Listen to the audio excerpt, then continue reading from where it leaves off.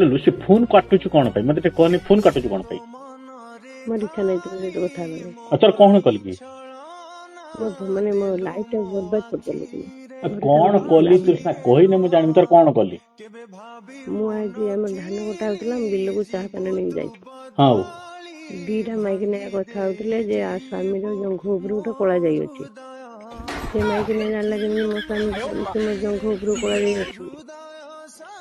ଓହୋ ଏଇ କଥା ନା କଳା ଯାଇ କଥା ନା ତତେ ମୁଁ କହୁଛି ତାଙ୍କର ବଡ ମୋବାଇଲ ଅଛି ନା ହଁ ନୋକିଆ ମୋବାଇଲ।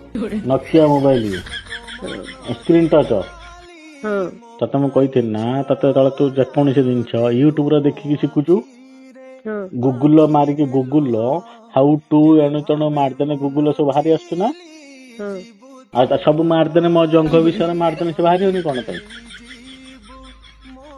ଓହୋ ଏଇ କଥା ନା ହଁ ମୁଁ କଣ ମାନେ କଣ ଭାବି ଦେଇଛି ପ୍ରଭୁ ମତେ କ୍ଷମା କରିଦିଅ ମୋ ସ୍ୱାମୀ କଣ ମୁଁ ଭାବି ଦେଇଛି। ଏଇଲୋ ତୁ ଏଇଆ କହିନେ ହବ ନା ତତେ ବାରମ୍ବାର କହିଛି ଯେକୌଣସି ଜିନିଷ ୟୁଟ୍ୟୁବରେ ଖୋଜିନେ ବାହାରି ପଡିବ ଗୁଗୁଲ ମାରିଦବୁ ମୋବାଇଲର